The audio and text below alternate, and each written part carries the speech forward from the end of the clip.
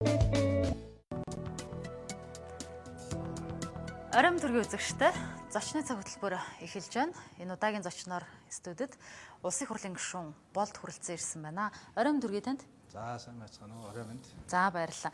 Тэгэхээр тагнуулын ерхий газрын дарга асан одоо бол бүгд найрамд Солонгос улсад суух элчин сайдаар томилогдоод байгаа. Хурцтай холбоотой асуудал нэлээд одоо ирж авлаа. За яг үнтэй холбоотойгоор нээлттэй сонсгол зохион байгуулъя гэж улсын их хурлын нэр бүхий гишүүн буюу Батцандан гишүүн данаар санал гаргасан боловч нээлттэй сонсгол болсонгүй, харин нээлттэй хилцүүлэг өнгөрсөн 7 хоногт болж өнгөрлөө. Сонсголоос юугаараа ялгаатай нээлттэй хилцүүлэг байваа гэдгийг эхлээд та тайлбарлаад өгөөч. Тэгээ яг нээлттэй сонсголын тухай хууль гэдэг бол өөрөө бол их хурлын яг бүтцтэй багтаж үйл ажиллагаа хэрэгждэг. За ингэснээрээ бол одоо яг одоо нэг ёсны бүр их хурлын албан ёсны альва нэг асуудлаар одоо шийдвэр гаргаж чиглэл өгж холбогдох төрийн байгууллагууд нь ирж мэдээлэл өгч тийм ээ. Энэ бол маш тийм ойлгомжтой нийтийн өмнө одоо олон асуудлыг тодорхой болгосон юм чухал одоо их хурлын бас нэг үйл ажиллагааны хэлбэр л дээ. Тэгээ их хурлын 22 гишүүн хуулийн дагуу шаардлага тавьсан. Тэгэхэд бол маш тийм жижигхэн шалтгаар тийм ээ. Одоо тамгын газраас юу гэдэг нь гэхээр яг энийг одоо зохион байгуулах асуудал нь бол тийм зохицуулсан журам байхгүй байна гэдэг.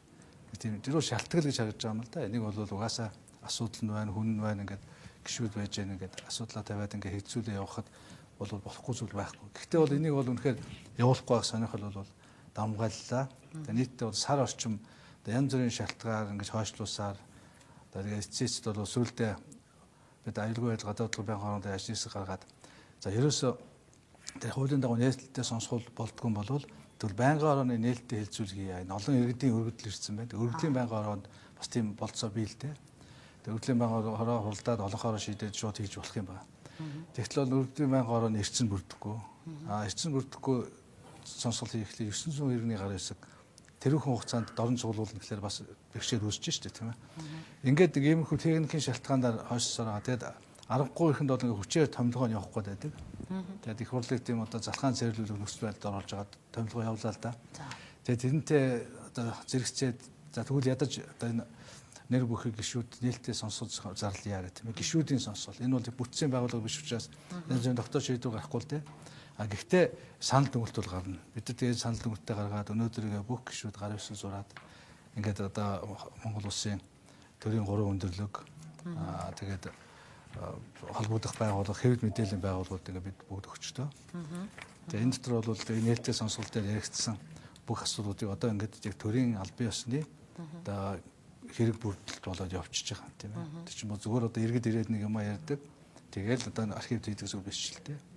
Иргэн бүр тодорхой их ашгаа одоо хөндөгдсөн, зөрчигдсөн үнэхээр зовлон жагалаа хуваалцаж төртөг байраад. Харамсалтай нөгөө танхимд бол хаалттай тэр хүмүүсийн яриад байгаа тэр нэг төвшчийг бол хаалттай шууд одоо хэлцүүлэггүй томилж ийн л да тийм ээ. Энэ л өөрөө өнөөдөр бий болсон Монголын төрийн дүр зураг, нүр царай харагдлаа л да. Нээлттэй хэлэлцүүлэг дээр юу яригдсан тухай яриа. Бид сурвалжлаад мэдээ хүргэсэн. Фэйсбүүкээр зарим хүмүүс харсан бах. Юу яригдсан тухай? Та юу яригдсанаас нь хичнээн иргэн ямар санал ярьсан тухайгаас нь бас хэл. Тэг яг хоёр чиглэлийн асуудал байгаа. Яг тодорхой их хурлын гишүүдийг одоо яг өөрсдийн шүүмжлэлээ гэдэг ингээд тодорхой их хурлын гишүүдийг гүтгсэн, доромжилсан, дайрсан асуудлууд бий.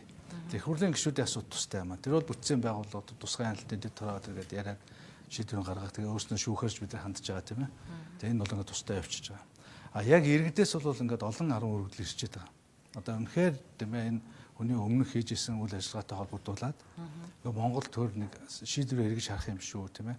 Биднэрт тийм ээ одоо өөрчлөлт гуйх замаар ч юм уу хохирлыг одоо нөхөн төлөх замаар ч юм уу ямар нэгэн байдлаар одоо иргэдийн зөрчигдсөн эрх ашигыг одоо шийдвэрлэх асуудлыг ингэ тавьсан байгаа л да.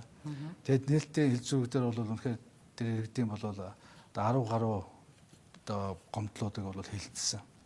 Тэгээд бүгдийг нь бол чөлөөтэй яриуллаа. Үнэхээр тэдний хувьд бол анх удаага одоо Монгол төрийнхаа ордонд Монгол төрийн их хурлын танхимд одоо жинхэнэ одоо олон жил тээж явсан тэр олон одоо найз нөхөд хамаатан садан тийм ээ хамт бизнес эрхэлдэг түнш ер нь ингээд олон хүрээлэлд энэ өнгөрсөн энэ хугацаанд одоо ямар айхтар одоо шудраг бусын хонглоор одоо хохирж ихээр зөрчүүлж тийм ээ маш олон одоо зовлон шаналд очснаа бол олон талаас нь ярьлаа. Тэгээ тэр бүгдийг бол үнэхээр манай олон түмэн үзэгчид, сонсогчид, уншигчид янз бүрийн шугамар бол авч мэдсэн байхаа тийм ээ. Энэ бол үнэхээр Монголын төр нүдэ таглаад, чихээ таглаад бүгдөөд одоо энэ бол бидэнд хамаагүй гэдэг дээгүүр гიშгээд явах ямар ч болцоо байхгүй. Тэгээ энэ бүгдийг бол бидний одоо нэг бүрчлэн одоо тэр ярилцсан асуудлуудаар энэ дүүлэндээ оруулсан. Энэ бүгдийг бол ингээд асуудлуудыг ингээд тодорхой болгох ёстой. Алхам болгонд нь алхам ажил хэрэгтэй. Их хурл дээр ажлыйсаа гаргаж энийхээ хариуг нэх нь. Засгийн газар хуулийн байгууллагууд дээр энэ дээр бол тодорхой хэрэг бүртгэх ажиллагаанууд бол явагдана. Дээрээс нь энэ чинь дандаа одоо нэг тэгээд байгаа байхгүй. Тэгэл нэг хүний эрхийг нэг хаанаас ч тийм салхишуурга ирээ зөрчсөн юм шиг тийм ээ. Гүү байдаг байхгүй. Энэ чинь бол байгалийн биш хүний гам шиг байдаг.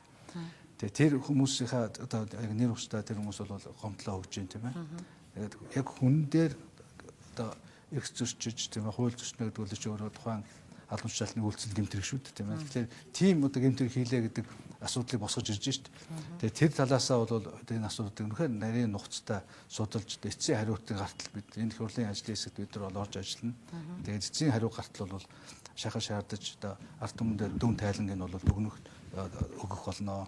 А дээр нь энэ яг тэн дээр бол 10 гаруй одоо хүмүүс одоо нийтдээ бол олон хүн ирсэн. Гэтэ бол 10 гаруй асуудлаар шанал гомдлоо далангуй ярьлаа тийм ээ.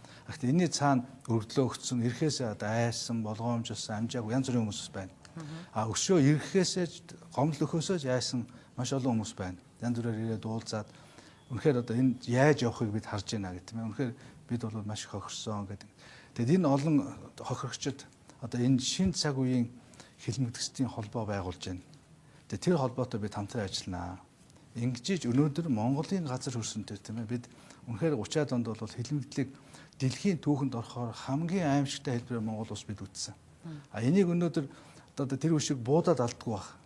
Өнөөдрийн буудан хороож ална гэдэг чинь өнөөдөр бол хүний нэр хүндэд халдах, хүнийг одоо гутаанд доромжлох, одоо үр хүүхэд одоо ойр дотныхын хүмүүсийг хохироох, бизнесийг булааж авах, амьдралах ямар ч тийм гэрэл гэгээгүй болгох, үнэхээр төрдөө гомдох. Энэ бүгд чинь одоо хүн амьд байгаа боловч одоо бараг тийм үхэлтэй тэмцэх хэмжээний хүн тийм хохирол авсаж байгаа байхгүй. Тэгэхээр энийг бол өнөөдөр бид бол яавч зүгээр өгч болохгүй. Энэ асуудал бол өнөөдөр Монголын түүхийн шинэ цаг үеийн сургамж бол дахиж одоо энэ хуулийн цоорхон үүдийг бөгүүлж энэ бүх асуудлуудыг яг нэг мөр цаашаа дахиж төрдөө хүн болгох итгэлтэй би ямар ч нөхцөлд миний төр намайг хохироохгүй, миний төрийн ажиллуулж байгаа өөргөөгөөд их мэдл өгж байгаа тэр хүмүүс намайг хохироохгүй гэсэн тийм итгэлийг бий болох хэмжээнд бид нар ажиллана гэж бодож байгаа. Бүгдээрээ дандаа одоо юу гэдгийг хурцад ямар нэгэн байдлаар гомдсон хүмүүс байна. Тий гомдсон, эрхэн зөрчигдсөн, тэрний тушаалаад тийм ээ. За зарим нь бол одоо хэл сэргээр байна, зарим нь бол хувийн өш хонжонгоор гэж ярьж байна тийм ээ. Зарим нь болохоор одоо угаасаа одоо шинэ зоригийн хэрэг гэхэд бол ерөөсөө одоо ямар зорилгоор юм бөмбөд энэ хэргийг бол одоо бидэнд бол тогтчлоо тийм ээ. Манай дээр хөр хүүхдүүд бол үнэхээр ямар ч энэ хэргийг үйлдэх үндэс байхгүй гэдгийг бол олон үндэсгөөс нь ярьж шээ. Өнөөдөр хэрэг нууцаас харангууд анх удаага л тэр бүх хэрэг асуудлуудыг би анх удаага тэр хэлцүүлэгдээ сонслоо. Үнэхээр бид нэг цаг гаруй одоо хэдэн хүний гомдол сонсоод тарчих юм бодсон чинь нийтдээ 5 цаг орчим бүр тасралтгүй. Бид нар бол үнэхээр өстой бос суух завгүй тэр олон хүний зовлон сонслоо. Тэгэхээр бол үнэхээр бид бол маш их олон зүйлийг дарцсан услаас хойш шинэ үндэс хуулиа батлаад их л сайхан нийгэм байгуулж байгаа гэсэн. Үнэхээр хажуугаар нь бол бид бол маш том зүйлийг бол алдаж байгаа юм байна. Тэгэхээр энэ алдаагаа засах цаг болжээ. Монголын төр иргэдээсээ өөрчлөлт гуйх цаг болжээ. Энэ төрийн завхрал, хэлмэгдүүлэлт, алдаа энэ одоо асуудлуудыг өнөөдөр ил тод ярьж үнэхээр айдасгүй нийгэм бий болох юм зайлшгүй шаардлагатай байна. Анх бол нийлээд байгаа юм да. Үнэхээр за одоо Монгол Улсын ерөнхийлөгч байсан хүнийг барьлаа, хорлоо тийм ээ. За тийм юмний сайд байсан хүмүүс гэлт, тийм их хурлын гишүүн байсан, тийм дарга, тийм том компани захирал гэл хүмүүс яг баярлдаг юм байлээ. За ашгүй тэд нар ч юм байсан л байтаараа болж тийм ээ. Тих ёстой гэдэг. Тэгээ нийтээрээ тэр хөлөмшөөр алга ташаал.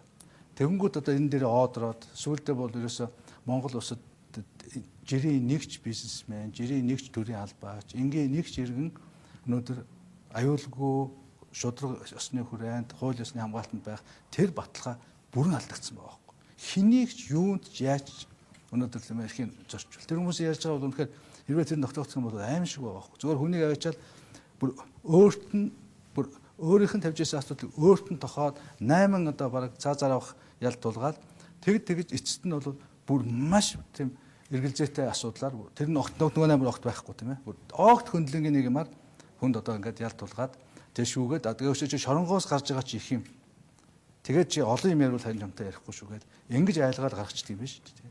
Тэгэл тэр хүмүүс өнөөдөр бол бөөн гомдол усууд ирэл одоо УИХ-ын агуур учирлаад бүх асуудлаа ярьж шүү дээ. Тэгэхээр энийг одоо Монголын төр өнөөдөр анхааралтай авч энэ одоо иргэдийн өмнө олон түмний өмнө ингээд нээлттэй ийм л сонсголоос өнөөдөр Монгол улсын их хурл айсан байна.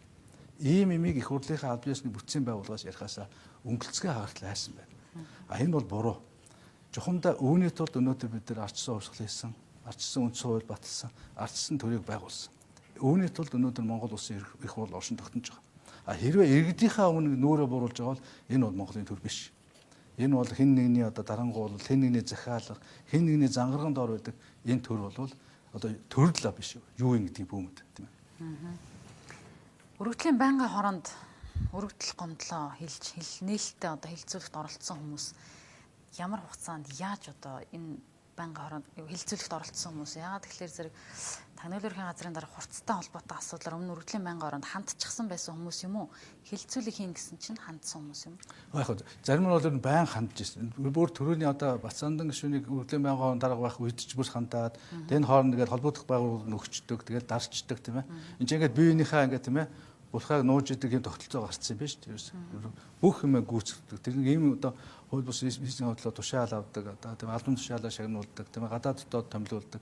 Ерөөсөө ингээд тийм сүлжээ бий болцсон юм уу гэж харагдж ил.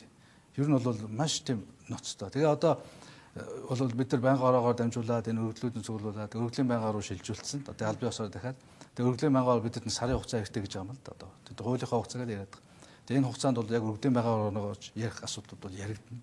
Тэрнийг ч хүлээхгүй манай энэ ажлын хэсэг бол их хурл дээр одоо үйл ажиллагаагаа явуулаад тэгээд энэ холбогдох хуулийн байгууллагууд энэ бүх асуудлуудыг нөгөөд тэгээд жинхэнэ одоо хариуг нь аваад тийм ээ. Ингээд эн чинь хууль эрх зүйн процесс. Ер нь хүний эрхийг зөрчил, хүнийг одоо тийм ээ дарамтлан, хүнээс одоо бизнес булаанч гэдэг юм уу. Энэ бүх чинь бол амар ноцтой хэрэгүүч дээ тийм ээ. Хүнийг одоо хууль бусаар барьж хорно тийм ээ. Бид одоо эрүүгийн хуулийн чухамдаа энэ асуудлуудыг маш их анхаарч уурсан. Гэхдээ яг энэ бүх хэрэгүүд бол өмнөх эрүүгийн хуулийн үед гарсан хэрэгүүд байгаа л да тийм ээ. Тэгэхээр бол тэрнтэй нь уялдуулаад ингээд бол тэгтэл бол энэ аль ч үед бол үнэхээр төр албан тушаалтан энэ их мэдлээ буруу ашиглах үүнийгээ бол ингэж хүний одоо язгуур эрх ашигыг зөрчиж түүний одоо жинхэнэ одоо хууль ёсны эрхийн бол жинхэнэ хэлмэгдүүлсэн ийм нөхцөлд бол одоо маш тодорхой бол хуулиуд бол үүсгэх ёстой тийм ээ. Бидний түүхэн сургамж бол өөрөө энийг бол хийж өгсөн байхгүй. Тэгээ энэ дээр бол дараа нь бол бид нар бол байн одоо олон нийтэд иргэддээ бол мэдээлэл өгж явах болно тийм ээ. Энэ бүх чиглэлээрээ бид нар санал дүгнэлтүүд бол гаргацсан байна. Энэ санал дүгнэлтүүд нь одоо юу юм бэ? Ямар хуу байдлаар үр дүн төрнө гэж төлөвлөж байгаа юм бэ? Та хэлж дээ түрүүн 3 өндөрлөгт хандсан байгаа гэж. Нэгэнт одоо юу гэдгийг шүүхээр шийдэгдсэн хэргийн талаар ерөнхийлөгчид одоо бичлээгээд засгийн газарт бичлээгээд их хурл руу бичиг өглөөгээд юу өөрчлөгдөнө гэж үсэж байгаа юм. За ямар ч байсан өөрчлөгдөх хууль эрх зүйн тогтолцоо бол байгаа тийм ээ. Яг өнөөдөр бол энэ байнгын орооны тогтоол биш. Гэхдээ энэ хилцүүлгээ зохион байгуулсан гишүүд ингээ өөрснөө ингээ тийм ээ. Гишүүн болгон чинь өнөөдөр ард түмнээс сонгогдсон төрийн өмнө одоо тодорхой үүрэг хүлээсэн тийм ээ. Иргэдийнхээ өмнө үүрэг хүлээсэн нийт иргэн хуулийн өмнө үйл ажиллагаа явуулах ёстой бүрэн эрхтэй гишүүд байгаа шүү дээ. Тэгэхээр энэ гишүүдийн тавьж байгаа асуудал бол яг хууль ёсны дагуу үнэн зөв одоо хариултууд хийх ёстой, үнэн зөв мэдээллүүд хийх ёстой. Энэ бүх асуудлууд шалгаж тогтоож тийм ээ. Ингээд бодиттой одоо үнэн тогтоогдож энэ дагуу бол арга хэмжээнүүд авах ёстой. Тэгэхээр энэ бүх иргэд үнэхээр тэр хууль бусаар хэлмэгдүүлж хэлсээр одоо янз бүрийн одоо хэрэгт хийсэн тийм ээ. Ингээд эрхэн зөрчигдсөн бол тэр бүгдийг иргэд засах энэ нөхцөл болцоог бол их хурлын гишүүдийн хувьд бол бид нар эцсийн хүртэл бол энэ үр дүнгийн төлөө явна гэдэг нь ойлгомжтой. Нээлттэй хилцүүлэгт оролцсон иргэдийн ярьсан бүхэн үнэн гэдэгт их хурлын гишүүд та одоо 22 гишүүн те хилцүүлэг зохион байгуулсан гишүүд яагаад ийм ихтгэлтэй байгаа юм бэ? Магадгүй тэдэнд хувийн өш хонзон, магадгүй ашиг сонирхол байгаа учраас эргээд худлаа ярьж иж болцсохгүй юм шүү.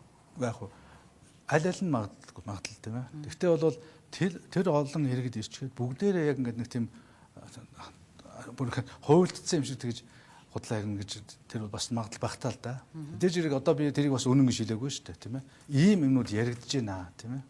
Ийм эрх зөрчигдсөн, хууль зөрчигдсөн байх болзошгүй байна. Тэгээ одоо энийг бол одоо жинхэнэ хуулийн дагуу үнэн мөнөд тогтоох хэрэгтэй биз, тийм ээ.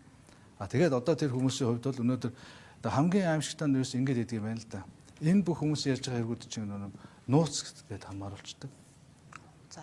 Тий. Тэгээд бүх юм нь хаалттай хийчдэг. Тэр дотор нь хараад хад бол нууц юм байхгүй байхгүй баг.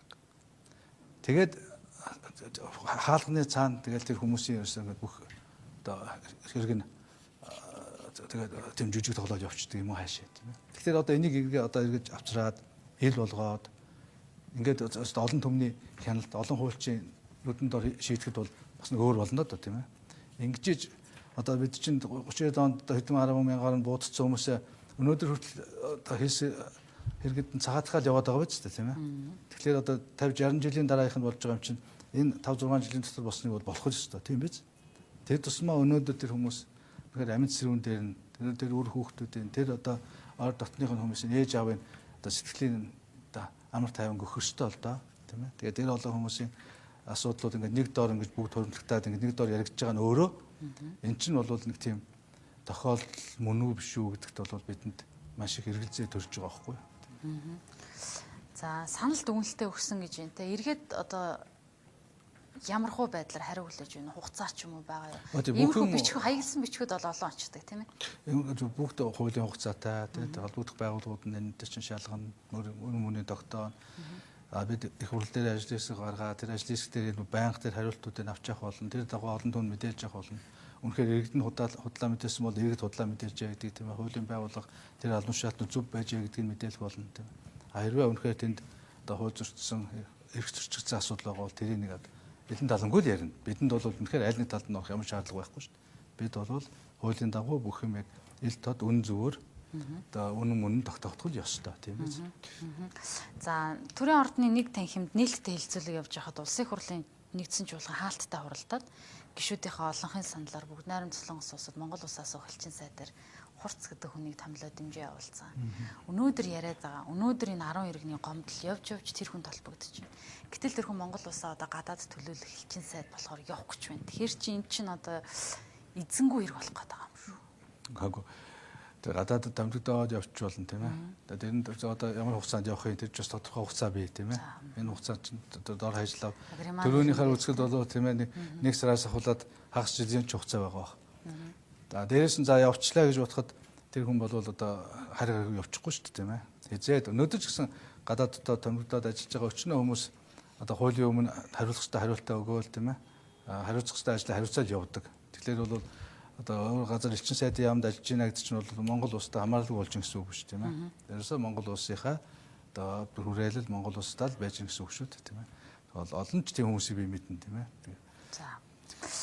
За Тагнуулын ерхийн газрын дараа хурцтай холбоотой асуудал дээр та шүүхэд одоо гомдол гаргана гэж хэлсэн. Та ямар нэгэн шүүхэд гомдол гаргасан уу? Ямар утгатай гомдол вэ? Өөрийгөө гүтгүүлсэн гэж үү? Тий, одоо яг чуулганы уралдаан дээр бүр байж болохгүйгээр ер нь бол ингээд хүмүүсийг тэгдэг одоо байдал хандлага харагдаад байна шүү дээ тийм ээ. Одоо шинэ өмнөх их хурлын хотхон байр гишүүнийг тийм ээ эхнэрийнхэн дансанд 400 сая доллар байна гэл тийм ээ. Хүн болго үзэн ядж байгаа юм чи тийм ээ. Бараг тэр дор нь авчиад цаазаар авцсан бол бараг хүмүүс халга ташна. Хүн болго үзэн ядж байгаа байхгүй. Тэгээ дараа нь үзсэн чинь тэр нь 40 сая ч төгрөг биш ч үлээ гэж гарч байгаа байхгүй тийм ээ. Гэхдээ тэр хооронд бол тэр хүнийг одоо хаваарч хориод тийм ээ. Үнэхээр тэр бүхлүүдийн айлаар Монгол улсын нэг иргэн айлаар бол аимшигтай тохиолдол дуусчихсан бүгд одоо нүдэн дээр үзэх байгаа биз тийм ээ. Тэгэл хэвлэлийн баг хурал хийгээл нямдор 40 сая доллар одоо ингээл Эрдэнэт шахаа хийсэн байна гэж мэдэгддэг тийм ээ. Бацандангийн одоо ах нь тэгсэн байна гэл намайг чинь одоо юу аимшигтай тийм ээ. Одоо шууд тийм ээ хойц солонгос би амьдралдаа хойц солонгосын тийм хүмүүстэй ерөөсөө уулзаж үзээгүй тийм ээ. Одоо яг гал биосны гадаад яамны хэлцээрийн журмаар биш бол тийм ээ. Юу тэр 8 хийх мөнгө авч өгөлцөх тийм ээ.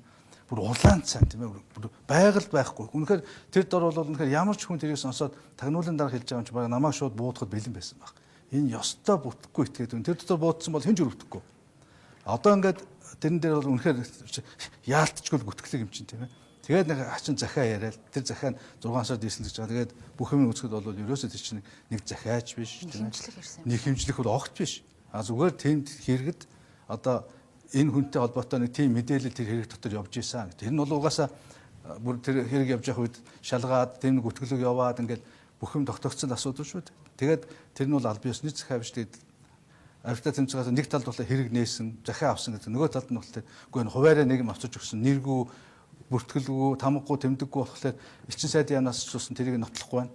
Тэгээд бид нар яач болохгүй гэдэг ингээд хоёр талд өөр юм яриад яваад байгаа. Тэгэхээр энэ бүхнийг яах ёстой шүүх, учрыг нь олж өгөх ёстой. Миний нэр төрөөс эргэх ёстой. За тэгээд хурц бол хаан уул дүүгд амьдэрдэг би маш сайн мэднэ. Тэгээд гэрт нь ч гэсэн дээр үед одоо тэр хэрэг явуулаас өмнө бол одоо харьцдаг байлаа тийм ээ. Очиж уулздаг байлаа. Манай тэнд бас хүн амтантай намайг уулздаг байлаа тийм ээ. Гэрт нь би дээж юухийн дарагтаа хүртэл таарж л байсан тийм ээ. Тэгэхээр бол над гэрчүүд байгаа тийм ээ. Тэр үед бол энэ асуудлуудыг над тэр хүндэл ярьж исэн. Би бол заа наатахаа шалгуулаа. Надад бол ямар ч асуудал байхгүй гэд янз бүрээр дарамтлах гэж оролдож исэн. Тэр бүх асуудлуудыг өнөөдөр шүүхтээр босгож энэ бол хуулийн хүрээнд яригдах асуудал. Би бүгдийг нь бол өргөдлөө бичээд бол өгч гисэн. Харамсалтай нь бол хаан уул дүүргийн шүүх янз бүрийн шалтгаанаар одоо 2 дахь буцааж байна. Өнөөдөр одоо намайг иргэний их хурлын гишүүний хувьд намайг үтгэсэн юм байна л да. Тэгэхээр би иргэний хувьд өгчихгүй юу? Хуулийн дагуу. Тэгсэн чинь таны иргэний их хурлын гишүүний хувьд үтгсэн байхад та иргэн болд их хурлын гишүүн болдыг төлөөлөхгүй гэдэг нэг тийм сонин дүгнэлт гаргаад буцаад өгсөн. За. Тэгэхээр би заагаад их хурлынхаа гишүүний баланган дээр бичээд өнөөдөр өгчлөө. Тэгсэн чинь бас зарим нэг юм дутуу гээд одоо буцаасан. Гэхдээ яг одоо авчих байхад найж чинь тэр одоо янз бүрийн нэмэлт хураамж, нэмэлт материалууд нэгсэн байлаа. Тэр төрийн бүрдүүлээд өгөхгүй л үзэн дээ. Тэгээд эцсээ туртал бол ямар ч байсан шүүхэд одоо зөрчигдсөн эрхээ сэргийлэхээр бол өгнө. Та нөгөө бүлийнхаа даргын өрөөнд болсон одоо яриа арч юм уу үйл явдалтай холбоотойгоор гэрчийн мэдүүлэл өгөхөөр дуудагдсан гэжсэн. Та гэрчийн мэдүүлэл өгсөн үү? Өгсөн тийм. Тагнуул дээр хэрэг нээсэн юм байлээ. Тэгээд ээж надаас асуусан тийм ээ. Гэрчийн мэдүүлэг өгсөн би очиж өгсөн. Тийм ээ. Босон үйл явдлыг л яг юу болсныг л яриад өгсөн. Тэгээд сүүлд бол тэр хэрэг юу болсон яа хаагдсан гэж зарим хэлхийн аль биесээ надад хаасан нээсэн гэж бол хэлээгүй л дээ. Тагнуул дээр та мэдүүлэл өгсөн. Тагнуул дээр өгсөн. За 2020 онд одоо Тагнуулын ерөнхий газрын дараа гасан хурц нэр дэвшнэ. Эрдэнэт та хоёр дэмжээрэй гэсэн ийм зүйлийг хэлсэн гэсэн. Энэ үнэн үү? Үнэн. Тэгээд юу сүүлдээ бол тал талаасаа ярилцаад одоо ингээд нэг намын бид тийм ээ. Одоо нөгөө намын нэг сайдын эсрэг одоо бид ингээд тийм үү биеинтэйгээ хэрэлдээд ингээд биенийхээ мууг үзээд миний хувьд ч гэсэн чи ийм гүтгэлгээр одоо чи хаашаа өрх яаж байгаа тийм зүг зүгээр байж байгаа намайг тийм урданд ингээд зүгээр л харьцдаг л байсан. Өнөөдөр юу болоод нэг юм хоёрын хооронд ус төр хийж хүн дээр чи ийм муухай гүтгэлэг хийж байгаа гэдэг. Тэгээс үлдээ за ер нь боли ойлголцлоо. Дэж хэрэг цагдаа зэрэг одоо хүчний байгууллагын хүн хэнийг ч хардах хэрэгтэй тийм ээ. Хэний ч талаар юу ч бодож явдаг юм билээ. Тэр бол тэр өөрийнх нь хувь хүний хүмүүсийн асуудал шүү дээ. Тэрнийгээ тэгж олон түмний өмнө тэгж гаргадаг нь бол үнэхээр буруу. Тэр талаасаа одоо ингээд одоо залруулад ингээд явах юм. Тэгээд ер нь бол би дандаа л нэг юм ажил хийждэг. Одоо ер нь ингээд 20 онд ер нь одоо их хурлаа дэвшин шүү бодвол намаасаа дэвшин шүү гэж байгаа юм байлгүй те. Тэгээд одоо та нар бүлгийн дарга те одоо их хурлын гишүүн бид дэмжээрэй л гэж хэлээ. Тэгэл одоо дэмж нээлгэлээ. Одоо үнэхээр ингээд шударгаараа сайн ингээд засраад юм ингээд зөвтгөөд явах юм бол одоо тэгээд наман дэмжээд гарч байгаа хүнийг би эсэргүүцэд яах вэ тийм ээ. Тэгээд гэхдээ нөгөө талд нь бол маш их одоо зөв хурж байгаа зүйл бол тэгээд огт худлаа тийм ээ. Тэгээд бүр зориуд тэр яриаг бүр мушгин гуйвуулж тийм ээ. Хүнийг гутааж, доромжилж, бүр нэг бахан хангасан ийм байдлаар дараа нь тэгэл үргэлжлүүлээд л одоо тэр байр сууриа өөрчлөхгүй тэр тэнд ярьсан зүйлээсээ бол бүр 180 градус эргэжчихсэн ийм бодлого явуулж ийлээ л. Тэгэхээр бол энэ бол хүн биш юм байна гэдгийг би ойлгосон. Энэ бол одоо юу гэдэг хүний яриагаар яриад тийм ээ. Хүн хоорондоо одоо ойлголцоод хууль ёсны юм яриад бол нэмэргүй юм байна. Зүгээр тэр одоо өөрийнхөө тэр ямар зорилго байдаг тийм ээ. Тэрний хөдлөө бол хэнийг ч яаж тийм ээ гიშгэж дэвсэлж одоо эрхийг хохироож тийм ээ. Одоо яах ч бэлэн одоо тийм л хандлагатай болцсон хүн юм гэж харагдлаа. Хойд Солонгост 300 мянган Америк доллараар зэвсэг зарсан гэдэг. Энэ асуудалд таны тайлбар өгснийг одоо хүмүүсээс харсан баг. Гэхдээ Оросын одоо байгууллагын мөнгийг Оросын байгууллагт өгсөн ийм л асуудал байгаа гэсний үйлбэр таны яриан донд байсан л да. Тэгэхээр та тайлал хэлэх ёстой юм шүү дахиад. Антивийн тайлбар зөндөө хэлээд байгаа шүү дээ. Харин ашгүй эн чинь ингээд юм байхгүй. Бас энэ чинь ингээд нууц ингээд товт шалгасан байхгүй. Тэгээ нууцыг шалгаад тэгээ бүх юм ягаад тэгээ прокурор дээр очиж хүчингүү болсон худлаа шүү дээ. Энд чинь яг өөрснөө бүх юмаа тогтоогоод тэгээд ирэл одоо шийдэгдсэн асуудал тийм ээ. Зарим нэг одоо тэр хүн амтан залсан ямар зүйл ингээд нууц юм чи би мэдэхгүй тэрийг уншсан биш тийм. Ямар ч байсан зарим хүн бол ял эдэлсэн. Тийм биз? Тэр одоо би тэр хүмүүсийн бол ял эдлэх тэр асуудлыг бол ямар судалж үтсэн биш юм. Тэгэхээр энд хэлж чадахгүй. Гэхдээ яг юу болсон гэхэлэр уул нь чинь надаас өмнө засгийн газрын хурлаар одоо энэ онгоцны сэлбүү чинь зэвсгэлээс хасагддаг байхгүй. Бүр хасагдчихсан засгийн газрын тогтоолт. Тэгэхээр эн чинь юу гэхэлэр эн чинь зүгээр жирийн төмрийн хаягдал. Яг нь өмнө бол онгоцны сэлбүү байсан. Өнөөдөр бол энэ төмрийн хаягдал байхгүй. За тэгээд тэр онгоц хийдэгч арай л үнэтэй металл байдаг юм байгаа үст. Гэхдээ бол бид нар бол олон улсын гэрээгээр Оросоос авсан зэвсгэл техникийн альва материалыг бол зөвхөн Орос холбооны улстай л зарах хэрэгтэй. Тийм л асуудал орж ирсэн. Оросын холбооны улсын компани Монгол түншүүртэйгээ хамтраад Батлан масанд аль бие усны асуудал тавиад танаад ийм төмрийн хаягдал байгаа. Энийг бид нар авъя гэх. Ингээд энэ дэр гэрээ хийгдээд тэгээ нийтдээ чинь жоохон гэрээ шүү дээ тийм үү? $240 мянган гэрээ. Тэгээд энэ төмрийн хаягдлыг авнаа гэдэг. Тэгээд тэр хүрээндээ л явсан дөнгөж ажил аваад дөнгөж удаачгүй байсан тэр үед л ингээл ширээн дээгүүр дамжаал сайдын зөвлөлөөр хэлцээл аюулгүй зөвлөл танилцуулагдаад тагнуулын байгууллагын хяналтанд ингээл бүх юм ингээл явсан асуудал байхгүй.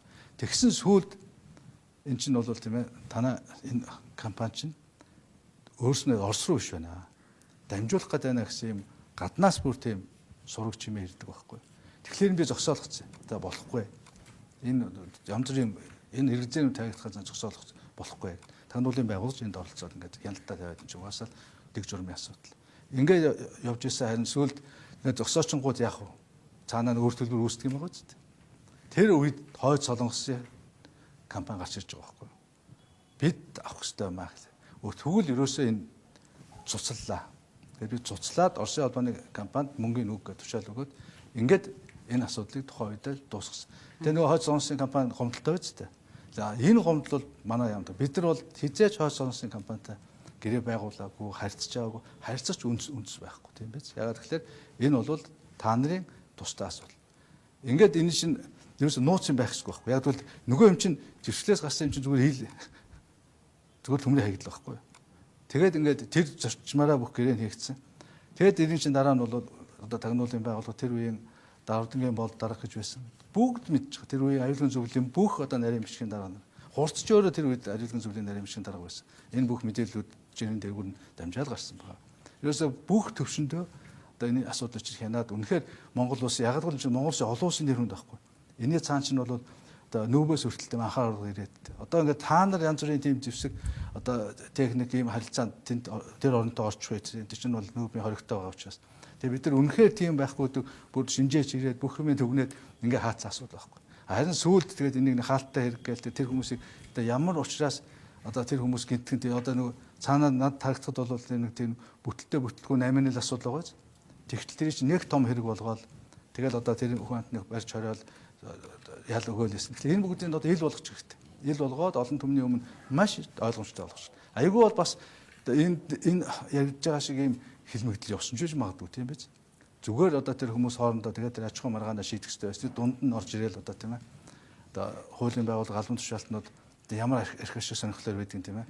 Одоо улс төрүүд ашиглах сонирхолтой байсан юм уу? Юу ч гарч иж магадгүй шүү. Би бол одоо янз бүрээр хардж эхэлж байна өөд тийм ээ. Юм л бол нэг юм гаргаж ирээд хүний нэр хүнд сонгуул авахлаар миний тухай яг энэгээр кино гаргадаг байхгүй. Нэвтрүүлэг хийдэг. Тэгээд миний тойргуудаар очиж сонин тараадаг.